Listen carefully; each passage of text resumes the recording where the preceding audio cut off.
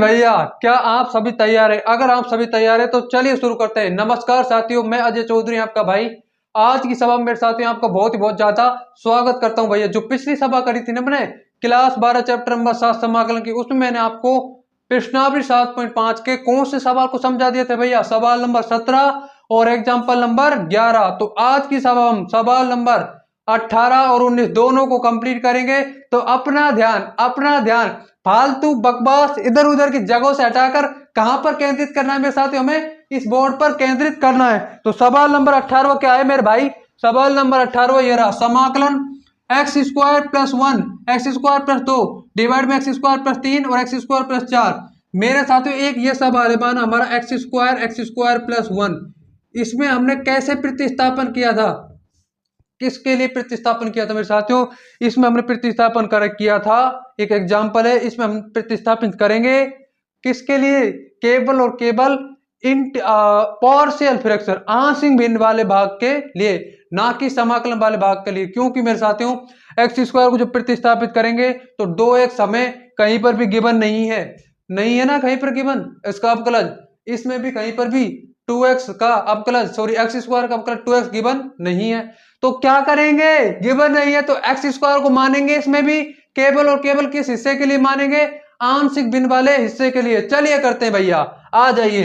X square बराबर माना T मान लिया, तो एक्स स्क्वायर क्या लिखेंगे भैया? T plus 1 T plus 2 divide में टी प्लस 3 और टी प्लस 4। कितना होगा भैया? T plus 4। अब क्या करेंगे? अब इनको आपस में मल्टीप्लाई करेंगे। क्या करेंगे मेरे भाई? आपस में मल्टीप्लाई किया, टी का टी से करा तो क्या आएगा? टी स्क्वायर, तो टी स्क्वायर आ गया। फिर इस टी का 2 से कितना आ गया? 2t। फिर एक का टी से टी प्लस में 2 डिवाइड में टी का टी से कितना आएगा? T square. और इस टी का इस 4 से कितना आएगा? 4t। तो मैंने लिख दिया 4t। फिर इस 3 का इस टी से 3t, फिर इस 3 का 4 से 12। अब क्या करेंगे मेरे भाइयों? टी स्क्वायर प्लस में 3t प्लस 2 डिवाइड में टी स्क्वायर प्लस में 7t प्लस में 12। क्या करेंगे? This is improper rational function. कैसे मैंने जाना? How do I know? कैसे मैंने जाना मेरे भाइयों? तो मैंने इस कैसे जाना? क्योंकि जो हर में बीज गणितीय फंक्शन दिया हुआ है उसकी घात अंश में दिए गए बीज गणितीय फंक्शन की घात से क्या है?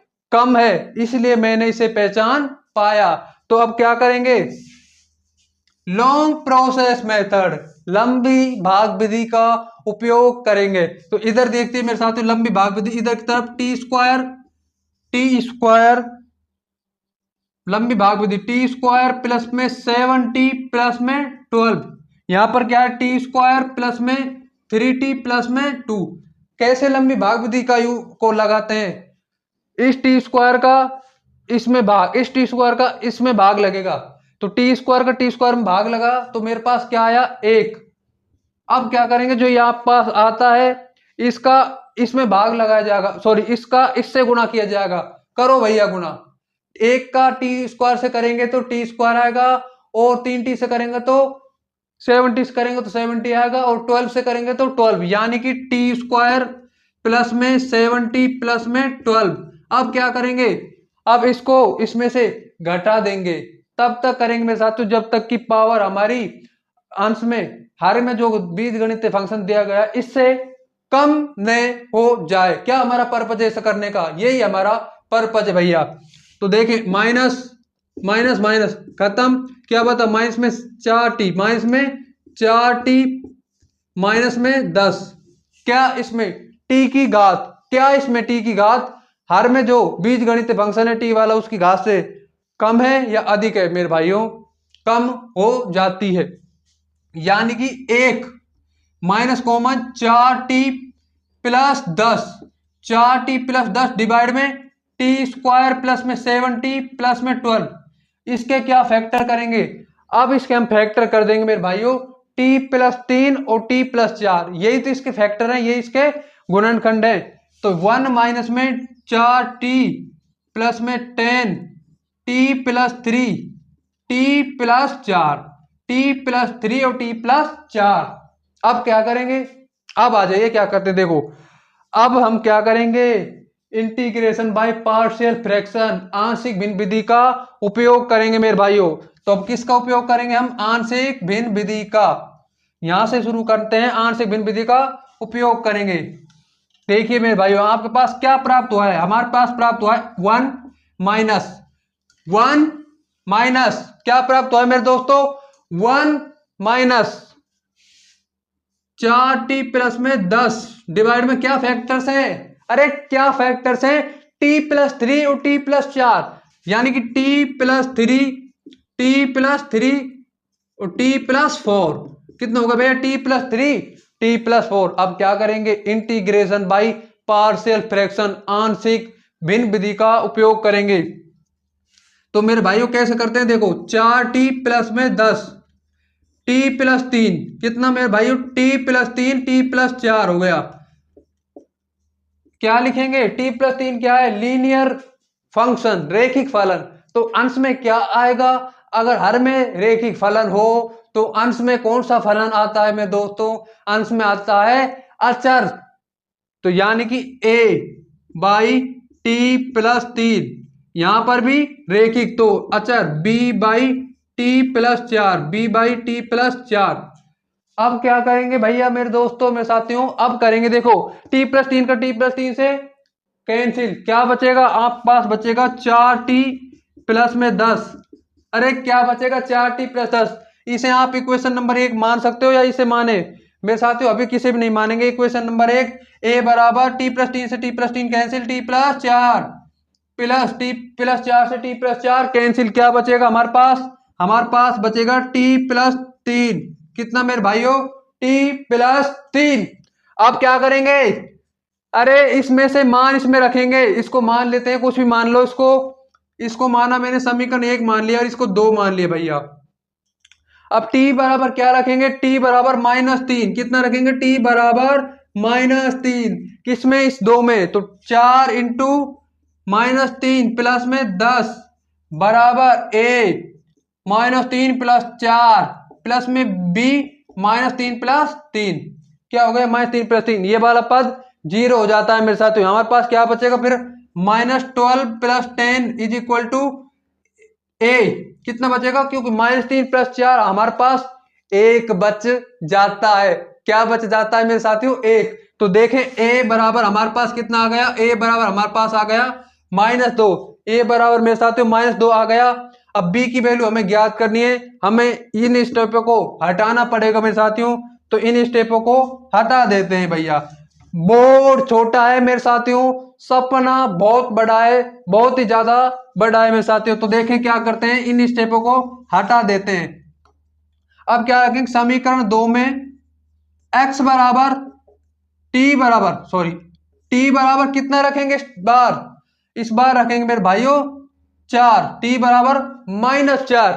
यहां से कहां से, यहां से कहां से भैया, यहां से t बराबर -4 रख दिया मैंने, 4 इंटू टी, -4 प्लस में 10 बराबर a, t+4, अरे -4 plus 4 plus b, -4 plus 3, -4 plus 3 0 हो जाएगा। क्या हो जाएगा मेरे साथियों, ये वाला पद हमारा 0। तो देखें 16 -6 बराबर कितना आ जाएगा, -b। तो b की वैल्यू यहां से कितनी आई आपके पास, 6। b की वैल्यू कितनी आ जाती है मेरे दोस्तों मेरे साथियों, हमारे पास यहां से b की, a की वैल्यू -2 आई और b की वैल्यू हमारे पास कितनी आई, b की वैल्यू 6 आई। अब क्या करेंगे, a और b का मान यहां पर रख देंगे, उसके पश्चात समाकलन कर देंगे मेरे साथियों। यहां पर रखिए, a और b का मान मैं रख देता हूं, देखो 4t प्लस 10t+3 कितना भैया, t+3 t+4 t+3 t+4, a की वैल्यू कितनी है, -2 डिवाइड में t+3 प्लस 6 डिवाइड में t+4, कितना हो गया भैया, t+4 हो गया। अब क्या करेंगे, डायरेक्ट इंटीग्रेशन कर देंगे मेरे साथियों। कैसे करेंगे इंटीग्रेशन, इधर की तरफ देखते हैं भैया, ये वाला है हमारा, हम तो इन स्टेपों को मिटाते हैं और अब इंटीग्रेशन करना शुरू करते हैं मेरे भाइयों। इंटीग्रेशन कैसे होगा, इंटीग्रेशन ऐसे होगा, देखो समाकलन x² + 1 x² + 2 डिवाइड में x square plus 3 x square plus 4। कैसे होगा इंटीग्रेशन? आ जाइए, ऐसे करेंगे इंटीग्रेशन, समाकलन dx, ये वाला एक dx गुना में आ गया, एक इसके गुना में ये वाला। इसके बाद देखें जहां पर भी आपने टी एन में साथ वहां पर एक्स स्क्वायर लिखेंगे, क्योंकि हमने इंटीग्रेशन वाले पार्ट के लिए एक्स स्क्वायर को सब्स्टिट्यूट नहीं किया था। कौन से हिस्से के लिए सब्स्टिट्यूट किया था? हमने सब्स्टिट्यूट किया था केवल और केवल आंशिक भिन्न वाले भाग के लिए। तो हमारे पास एक बाई कितना आ गया, एक dx माइनस में 4, माइनस में मेरे साथियों कितना आ गया हमारे पास आ जाएगा ए की वैल्यू कितनी थी, 2। अरे -2 नहीं थी, ए की वैल्यू हमने -2, अरे ए की वैल्यू -2 तो फाइंड आउट की थी मेरे साथियों समीकरण 1 से समीकरण 2 में मान रखकर। -2 डिवाइड में यहां पर क्या था, t प्लस 3 यानी कि एक्स स्क्वायर प्लस 3 कितना हो गया, एक्स स्क्वायर प्लस 3। और यहां पर क्या था मेरे दोस्तों और मेरे साथियों, यहां पर था 6, बी की जगह, बी के स्थान पर क्या था 6, ये रहा ना। अरे भाई मेरे दोस्तों और मेरे साथियों ये रहा देखो 6, टी प्लस 4, तो minus plus 6 x square plus 4। अब क्या करेंगे, डायरेक्ट इंटीग्रेशन हो जाएगा। क्या हो जाएगा मेरे दोस्तों और मेरे साथियों, डायरेक्ट इंटीग्रेशन। तो फलन जुड़ते हैं और घटते हैं, तो उनका इंटीग्रेशन करने के लिए हम क्या करते हैं, कुछ नहीं करते, अलग अलग करके समाकलन कर देते हैं मेरे साथियों। एक सवाल है हमारे पास, देखिए साइन स्क्वायर एक्स, कितना sine square x cos square x, ये एनडीए में पूछा गया सवाल है मेरे साथियों। कब पूछा गया है, एनडीए में पूछा गया सवाल है। कैसे इंटीग्रेशन करेंगे, दो फलन जुड़ रहे हैं और अलग अलग करके समाकलन कर लें। तो मेरे साथियों इसको एक साथ कैसे लिखेंगे, ऐसे लिखेंगे साइन स्क्वायर एक्स प्लस में कोस स्क्वायर एक्स डीएक्स। इसका क्या मान होता है, इसका मान 1 होता है, यानी कि कितना आ जाएगा dx, कितना आ जाएगा dx। और आपका समाकलन करेंगे तो अचर राशि अगर अकेले आ जाए तो उसका समाकलन कितना होता है मेरे भाइयों, 1, यानी कि 4 गुना में कर दिया जाता है। अब देखिए यहां पर एक अचर राशि x लिख दिया, ऋणात्मक और ऋणात्मक चिन्ह बाहर आ जाएगा, +2 बाहर आ गया, समाकलन एक्स स्क्वायर प्लस 3। यहां पर अचर राशि समाकलन से बाहर आएगी या नहीं आएगी, आएगी ना, तो 6 हमारी समाकलन से बाहर आ गई, डिवाइड में एक्स स्क्वायर प्लस 4। और अब क्या करेंगे मेरे दोस्तों और मेरे साथियों, तो अब हम करेंगे भैया क्या, direct formula 1/x square plus में a स्क्वायर वाला फॉर्मूले का उपयोग करेंगे। यानी कि ये 3 किसका रूट होगा, √3 का, तो x प्लस में 2, भाई a की वैल्यू कितनी है 1/a √3। अरे ये सूत्र नहीं होता है क्या मेरे साथियों, ये वाला कौन सा भैया, ये वाला, इधर देखिए समाकलन 1/x स्क्वायर प्लस में a स्क्वायर। कौन कौन से 6 फॉर्मूले होते हैं, समाकलन 1/x स्क्वायर माइनस में a square is equal to 1/2a log x minus a divide में x plus a plus c। दूसरा फॉर्मूला क्या होता है, समाकलन 1/x a स्क्वायर माइनस में x स्क्वायर बराबर में 1/2a log a प्लस में x डिवाइड में a minus x plus c। तीसरा फॉर्मूला क्या होता है, समाकलन 1/x स्क्वायर प्लस में a square is equal to 1/a tan inverse x upon a plus c। चौथा फॉर्मूला क्या होता है मेरे साथियों, समाकलन 1/x स्क्वायर माइनस में a स्क्वायर बराबर में log प्लस में log मेरे मोड में x प्लस में √x स्क्वायर माइनस में a स्क्वायर प्लस में c। पांचवा फॉर्मूला क्या होता है मेरे साथियों, पांचवा फॉर्मूला होता है समाकलन 1/a square √a square minus में a स्क्वायर, जो होता है sine inverse x upon a plus c। छठा फॉर्मूला क्या होता है, समाकलन 1/x स्क्वायर प्लस में a स्क्वायर अंडर रूट लगेगा मेरे साथ इस पर, तो इसका क्या आएगा, बराबर में log मोड में x प्लस में √x स्क्वायर प्लस में a स्क्वायर प्लस c। कितना आएगा भैया, प्लस c, तो x प्लस में 2√3 प्लस 6, कितना आ गया +6। ये माइनस चिन्ह था, इसमें अंदर मल्टीप्लाई होगा, अगर अंदर मल्टीप्लाई होगा ये माइनस चिन्ह तो ये ऋणात्मक नहीं हो जाएगा, धनात्मक कर रखा है आपने, ऋणात्मक नहीं हो जाएगा, क्या ऋणात्मक हो जाएगा, तो मैंने इसमें ऋणात्मक चिन्ह लिख दिया। 6/2 1/a, a की वैल्यू कितनी है मेरे साथियों, 2 का स्क्वायर ही तो होता है ना 4, तो a की वैल्यू कितनी आ गई आप पास 2, तो 2 आ गई। अब log नहीं मेरे साथियों tan इनवर्स, तो tan इनवर्स मेरे दोस्तों और मेरे साथियों यहां पर भी तो tan इनवर्स था, 2/3 √3 tan इनवर्स x/√3, कितना हो गया x/√3। उसके तत्पश्चात ऋणात्मक चिन्ह, कौन सा चिन्ह मेरे भाइयों, ऋणात्मक चिन्ह, 6/2 tan inverse x/2 plus c। यानी कि आप pass the final answer will be क्या हो जाएगा, x प्लस में 2√3 tan inverse x by √3 minus में 3 tan inverse x by 2 plus c। This is the final answer for this question. अब क्या करेंगे मेरे साथियों, 19वें सवाल को करेंगे। 19वां सवाल हमें डराता है या हम सवाल को डरा देते हैं मेरे साथियों, ये तो हम पर डिपेंड करेगा। हम जितनी मेहनत करेंगे, जितनी मेहनत करेंगे उतना ही सवालों पर पकड़ मजबूत होती जाएगी मेरे साथियों। मैथ में केवल और केवल प्रैक्टिस मांगती है, मैथ डिमांड्स प्रैक्टिस मेरे साथियों। क्या करती है, प्रैक्टिस चाहती है। प्रैक्टिस लो और इसमें मजबूती हासिल करो। एक हाथ आप इसमें प्रैक्टिस करते रहो, यानी कि प्रैक्टिस देते रहो, और एक हाथ अपने इस सब्जेक्ट को स्ट्रॉन्ग बनाते रहो भैया। सवाल नंबर 19वें की तरफ बढ़ते हैं। सवाल नंबर 19वां क्या है मेरे साथियों, एनसीईआरटी की टेक्स्ट बुक में से इसको पकड़ते हैं और इसका सॉल्यूशन करना शुरू करते हैं। सवाल नंबर 19वां क्या है, 2x डिवाइड में x² प्लस 1 कितना मेरे साथियों, x² plus 1 x² plus 3 x² plus 3 dx। क्या करेंगे मेरे साथियों, x² को कुछ मानेंगे। क्या मानेंगे, क्यों मानेंगे, जैसे मैं x² को कुछ मानता हूं, इसका अवकलज आपको समाकल्य में गिवन है या नहीं। हाँ, मुझे इसका अवकलज समाकल्य में गिवन है। क्या अवकलज इसका, x² का अवकलज क्या है, जो x² का अवकलज है ना वो 2x है, और 2x मुझे समाकल्य में गिवन है या नहीं, बिल्कुल गिवन है। तो x² को हम क्या मानेंगे, x² को मानेंगे मेरे साथियों t। तो मैंने x² को t माना, पावर को आगे लेकर आएंगे, 2x बराबर में dt बाई dx। अब क्या करेंगे, x क्या आपको 2x दिख रहा है, हाँ जी बिल्कुल दिख रहा है। तो 2x dx बराबर कितना हो जाएगा, dt।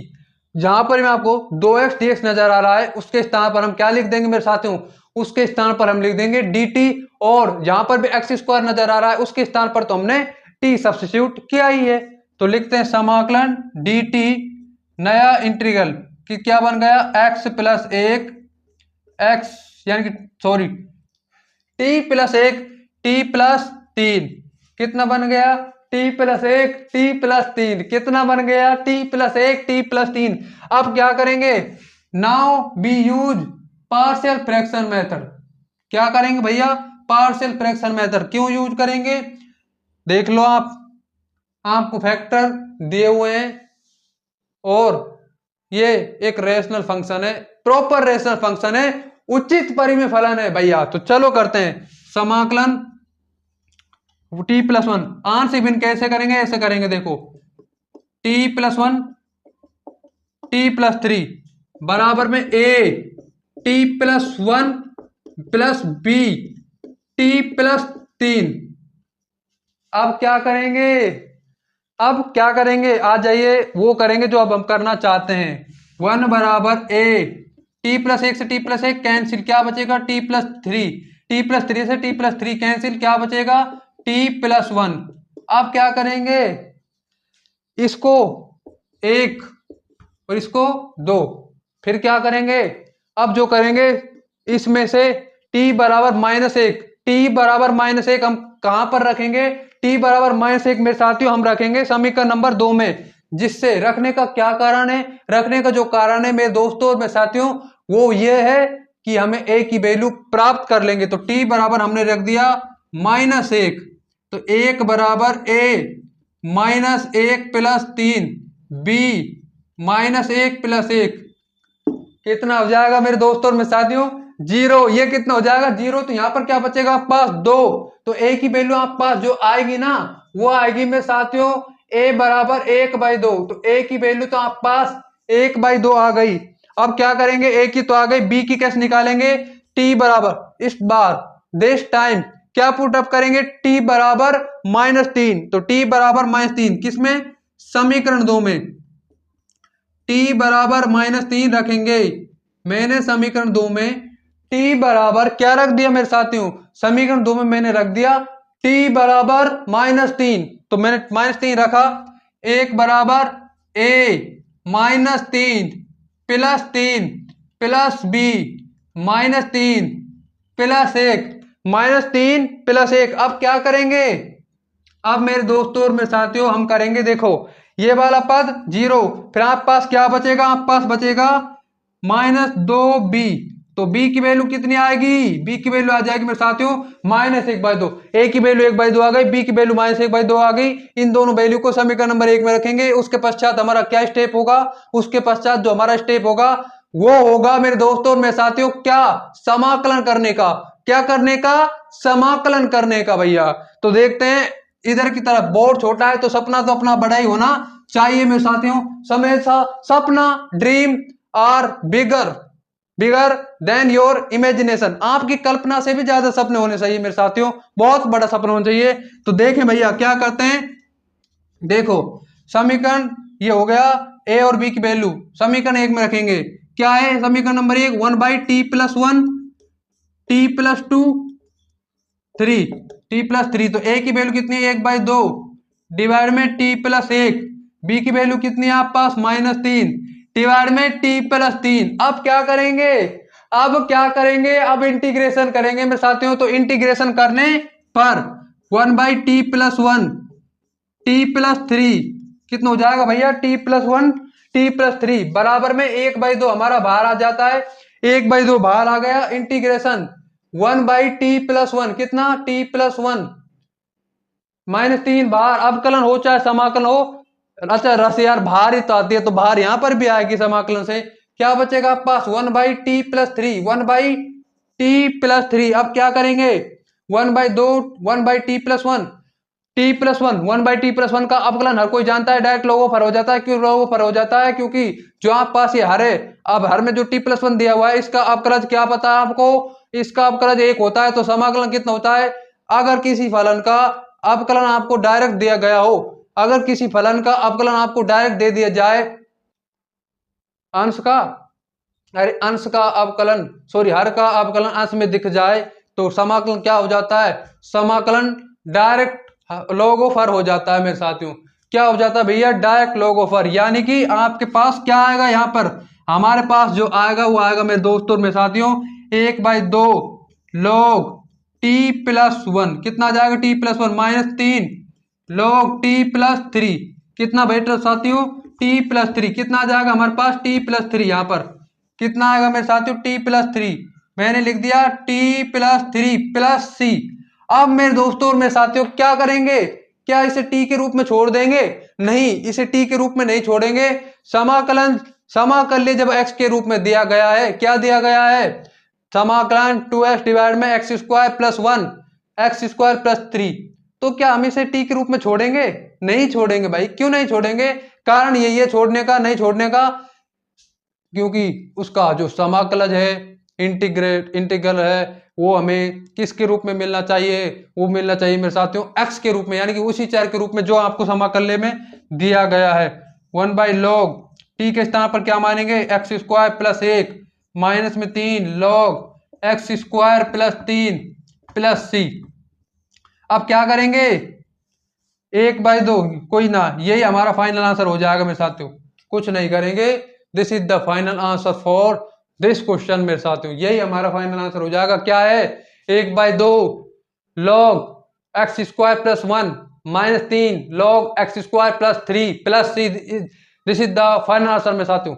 अगर मेरे साथियों आज की सभा से अगर आपको कुछ भी सीखने को मिला हो ना यार, कुछ भी सीखने को मिला हो, एनीथिंग, तो प्लीज इस सभा को लाइक करें, शेयर करें और ज्ञानी मैथ फिजिक्स यूट्यूब चैनल को जरूर से जरूर सब्सक्राइब करें कंप्लीट एनडीए और क्लास 11th और 12th की मैथ के लिए। Thanks for watching.